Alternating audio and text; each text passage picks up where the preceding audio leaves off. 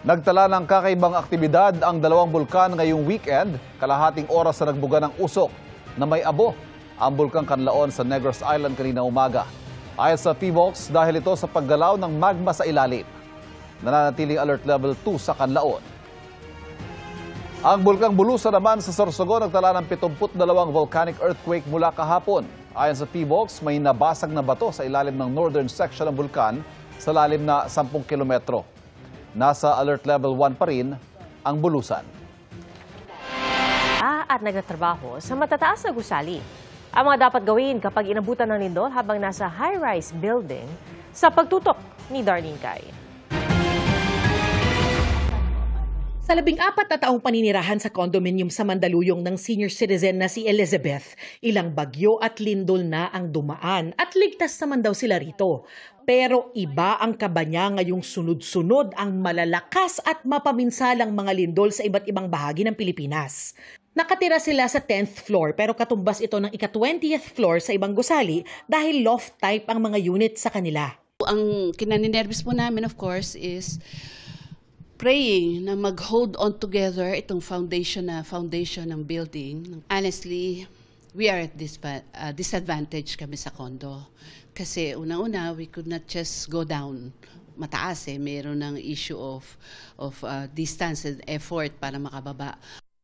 I would generally say na yung condominiums and office buildings, mostly high-rise structures, are generally safe in terms of structural design. Sa mga high-rise buildings, gumagamit na tayo ng mga shear wall, okay, ito yung mga buhos ng mga pader na tumutulong para ma-resist ng mga mataas na building yung mga malalakas na lindol.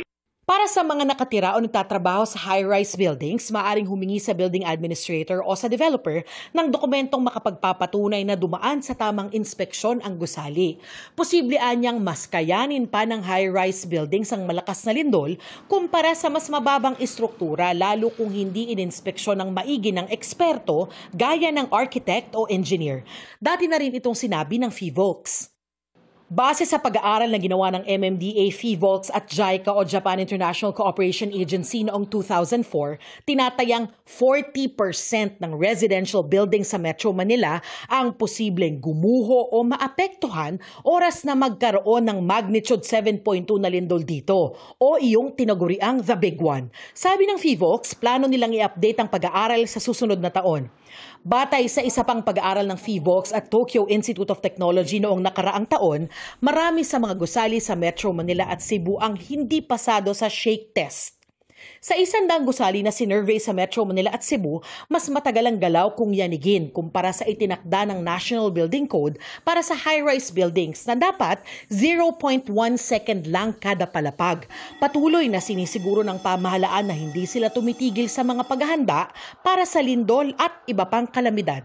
Sakaling lumindol habang nasa high-rise building, mag-duck, cover and hold habang yumayanig. Dapat alam din kung nasaan ang emergency exit sa gusali. Kapag tumigil ang pagyanig, saka pa lang dapat lumabas ng gusali. Wag na wag ding gumamit ng elevator. Para sa GMA Integrated News, Darlene Cai, nakatutok 24 oras. Tampok ang mga ipinagbamalaking local products ng Eastern Visayas sa Bahandi Trade Fair. Mula sa iba't ibang delicacies, handicrafts at tradisyonal na kasuotan, ipinapamala sa trade fair ang talento at sipag ng mga taga-silangang Visayas. Paraan din ang trade fair para tulungan ang local businesses sa rehiyon.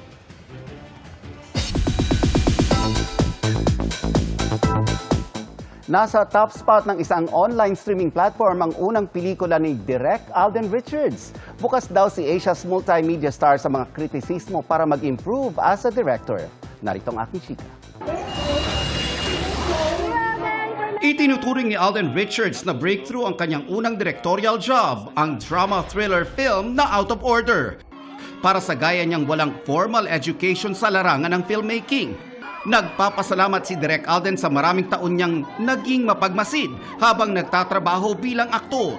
Punong-puno na yung pagiging aktor. Nililipat ko siya ngayon sa pagdidirect because yun nga, parang it's been 15 years and ang dami ko na rin nagawa, ang dami ko nang nakatrabaho. And lahat kasi ng mga nakikita ko at nagmamarka sa akin. Eventually, nagiging stock knowledge ko pala siya. And all of that was applied when I did Out of Order. Naabot ng pelikula ang #1 spot sa streaming platform kung saan ito ipinapalabas. Pero hindi raw ito nangangahulugan na kampante na ang Asia's multimedia star. Sinusubukan niya raw na basahin online ang mga papuri, pati na ang criticism sa pelikula. Right now, feedback is very important for me when it comes to Out of Order because hindi naman pwede yung laging magaganda lang yung tinitingnan natin. I take it as good points to learn. I filter and then I take it into account para at least for the next, okay, mas swabe na yung storytelling natin. And that's my chika this weekend. Ako po si Nelson Canlas. Pia, Ivan? Sa gitna man ng sunod-sunod na sakuna sa Pilipinas, nananatiling likas sa mga Pilipino ang tulungan at damayan. Katangiang hindi matitinag anumang lindol ang yumanig gaya ng ipinamana sa baristang si Jay. Ang kanyang hatid, mainit na kapeng sinabayan ng mainit na suporta para sa mga frontline workers sa Davao Oriental matapos ang magnitude 7.4 na lindol nitong Biyernes.